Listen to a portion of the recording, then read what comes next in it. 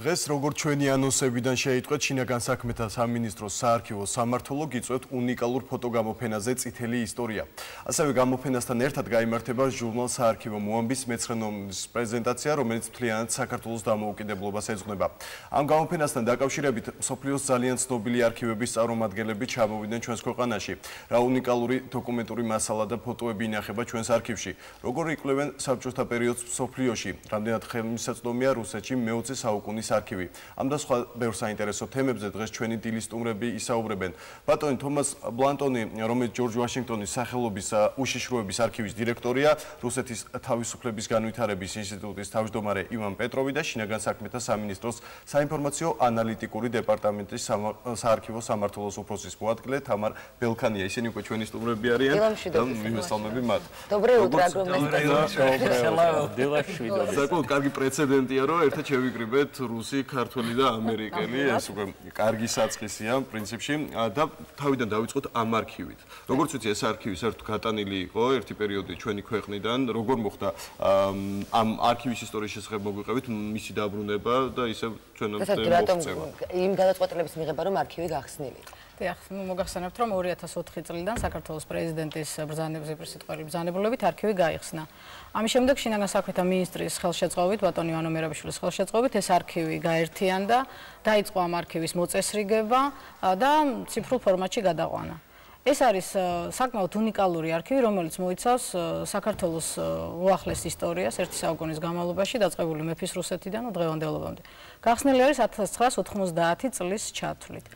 არქივში არის აბსოლუტურად ყველაფერი, რისგანაც შედგებოდა ჩვენი ყოფა. ეს არის რეპრესირებული ადამიანების ისტორია, ეს არის ცნობილ ადამიანთა პირადი ბიბლიოთეკა თუ პირადი მიმოწერა. ეს არქივი ქვეყნის განვითარებასთან ერთად ვითარდებოდა და შესაბამისად ის ბედი, რაც ქვეყანამ ამ ერთი საუკუნის განმავლობაში გაიზიარა, ბუნებრივია, რომ არქივიც მოხდა აი ამ კატაკლიზმების შორის.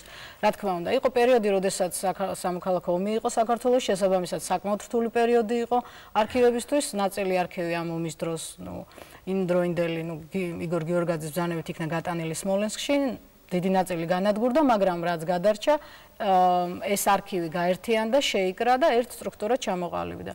სწორედ აი ამ არქივის საარქივო საქმის განვითარებას ეხება ეს ჩვენი კონფერენციაც, რომელიც საკმაოდ უპრეცედენტოა, იქიდან გამომდინარე, რომ მეცნიერებს პირველად მიეცათ შესაძლებლობა, რომ შეისწავლონ საქართველოს ისტორია და მოგეხსენებათ, რომ საქართველო არ იყო მარტო, ასე ვთქვათ, საქართველო და აქ დაცული ინფორმაციები მოიცავს აი კავკასიაში მიმდინარე ძალიან მნიშვნელოვან მოვლენებს. ამიტომ ძალიან დიდია ინტერესი არა მარტო პოსტსაბჭოთა ქვეყნებიდან, ჩვენი პარტნიორები არიან როგორც ამერიკელები, ისე თქვენ წარმოვიდგინეთ რუსებიც, რომელთაც ძალიან აქტიურად აინტერესებთ ის მასალები, რომელიც ჩვენთან არის დაცული.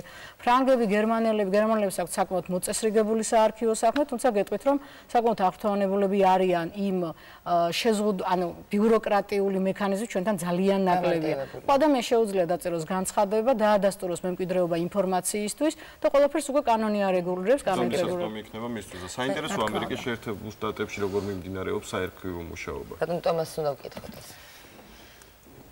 This archive here, though, in Georgia is a treasure, I think, for two reasons. One, that the events that occurred in Georgia that Georgians led, from Stalin to Shevardnadze, were world-shaking events. So the material in the archive is a treasure. But the second reason is that the opening of this archive that we're celebrating this weekend as Russians, Georgians, and Americans, it sets a new standard for openness that even in America we respect, because in the entire post-Soviet space, this may be the most open archive of these high-level security and party materials. And that is a real achievement. So in the United States, we have a number of specialists who are coming to Georgia precisely to study these materials to understand the whole 20th century. და ჩვენს კიდევ ერთ სტუმარს ვკითხოთ, რა მდგომარეობა ამ მხრივ русский господин Иван, как обстоят дела в России? Настолько доступна информация, которая хранится в архивах для общества. На каких принципах вообще работает архив в России?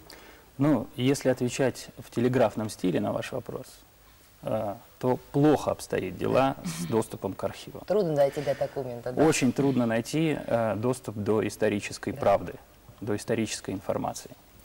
И здесь, в общем, действует несколько факторов. И одним из непоследних факторов, который обусловливает вот такую ситуацию, является то, что Россия, как правопреемник Советского Союза, правительство России опасается некоторых таких компенсационных исков со стороны лиц, которые пострадали во время режима и подверглись политическим репрессиям, в том числе были жертвами того режима. И, конечно, эти компенсации очень настораживают, возможность наступления этих компенсаций очень настораживает российское правительство. И это является тем фактором, который как раз сдерживает то, чтобы российские архивы стали открытыми.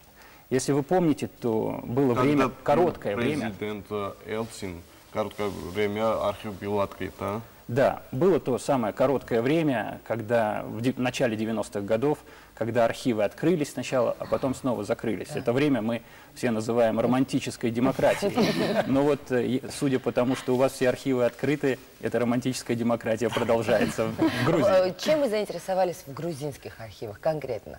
Или просто вы хотели узнать, как работаем мы? Я адвокат. Для меня, я адвокат, который интересуюсь вопросами доступа к информации. Да. Для меня очень важно, чтобы правительство обеспечивало свободный доступ к любой информации, держателем которой являются органы власти. Это первое средство против коррупции, это первое средство против того, чтобы правительство становилось безответственным по отношению к своим гражданам. Чтобы информация была прозрачна для всех, абсолютно. Именно так. Наверное, это главная тема. Кабан Тамар, დღევანდელ ფოტოგამოფენაზეც უნდა ვისაუბროთ, მაგრამ სადამ ამაზე გადავალთ, მე მაინტერესებს აი ძირითადი სხვაობა, ან ძირითადი განსხვავება აი ამ სამი ქვეყნის არქივებს შორის, ამერიკის შეერთებული შტატები, რუსეთი, საქართველო. ვართ თუ არა ჩვენ რაღაცით გამორჩეულები? თუნდაც იგივე გამჭვირვალობით. ნუ რუსეთთან შედარებით მე მგონი ვართ. რუსეთთან შედარებით ვართ და მე თავს მიცევდი უფლებას, მე თქვა რომ საკმაოდ მოწესრიგებული არქივი გვაქვს, რა თვალსაზრისით. აქ არ არის საუბარი იმაზე, რომ ნაკლები არის ბიუროკრატია და ადამიანს შეუძლია განცხადება დაწეროს, მოგმართოს და შემდგომ ის ინფორმაცია მიიღოს, რომელიც მას კანონით ეკუთვნის. მარტო ამასთან დაკავშირებით არა და ის არა კიდევ, რომ ხდება ამის ციფრულ ფორმატში გადაყვანა, ხდება ამის რესტავრაცია ამ დოკუმენტებით, თქვენ მოგეხსენებათ, ომის დროს ბევრი დოკუმენტი დაიწვა. ძალიან ბევრი, არა, დაიწვა, განადგურდა, ძალიან ბევრი დაიწვა, ძალიან ბევრი წყლის ჭავლის გამო, როდესაც ცეცხლის ჩაქრობა მიმდინარეობდა, დაზიანდა. ანუ ხდება ყველაფრის ამის აღდგენა, ყველაფრის ამის ერთ მოწესრიგება, რომ საზოგადოებისთვის იყოს ადვილად ხელმისაწვდომი, მაგრამ მეორე მომენტი არის, როგორ ხდება საზოგადოებამდე ამ ყველაფრის მიტანა. ანუ ჩვენ ვაკეთებთ ყველაფერს, რომ საზოგადოება მიცოდეს, რა ინფორმაცია არის დაცული არქივში. მათ შეუძლიათ ეს ინტერნეტითაც ნახონ, მათ შეუძლიათ ეს შინაგან საქმეთა სამინისტროს საიტზეც ნახონ. ამას გარდა ჩვენ ვაკეთებთ ჟურნალს. ჟურნალში არის, არ არის ჟურნალისტური ჟურნალზე ჩვენ ვისაუბრეთ წინა პრეზენტაციაზე. ანუ ჟურნალის მეშვეობითაც ვაკეთებთ ფილმებს, რომელშიც არის ის მასალები, რომელიც არქივშია დაცული. ჩვენი მთავარი მიზანი და ამ გამოფენის მთავარი მესიჯიც ის არის, რომ ისტორიკოსებმა, ხელოვნებაცოდნეებმა, მეცნიერებმა, საზოგადო მოღვაწეებმა, საზოგადოებამდე მიიტანონ ჭეშმარიტი ისტორია, ისტორია, რომელიც აღარ იქნება გადასახედი, ისტორია, რომელიც იქნება უტყუარი და ისტორია, რომელიც მოგცემს შესაძლებლობას, შეფასება მივცეთ წარსულს, რომ არ შევიდეთ ისტორიულ ჩიხში. ეს არის მთელი მიზანი და მთელი არსი ჩვენი არქივის, ასე თქვა. და ბატონ ტომასთან საინტერესოა რა პროექტების განხორციელებას აპირებს საქართველოსთან ურთიერთობის პერიოდში, ერთობლივად იგეგმება რამე პროექტების განხორციელება. და არსებობს თუ არა ამერიკაში ინფორმაცია, რომელიც არის დახურული და ზოგადად რა არის საჯარო და რა შეიძლება იყოს დახურული საზოგადოებისთვის. In the United States, we are working on the end of communism, the events of 1989 and 1990 and 1991. And I think in the coming months, in this archive, there are extraordinary materials because of Shevardnadze's role in the Soviet Union. In the United States, we're getting loose the CIA reports on the transition in Georgia and the cables from the United States Embassy here about Gamsakhurdia or other events. And so I think over the next several months, that kind of material will come out. We're also looking at the big crises, like the events of March 1956 here in Tbilisi, or the events of April 1989 here in Tbilisi, where there's still mysteries, there's still historical debate. We need to know the roles of the actors. There's some material in the American archives, there's some material in the Moscow archives, but this material is very, very precious to understanding. It's not the whole story. It's not all by itself tells the whole story. It's only by putting it together with Russian materials, with American materials, German materials, European materials. Then we get closer to the truth of what actually happened. So that's our real joint project.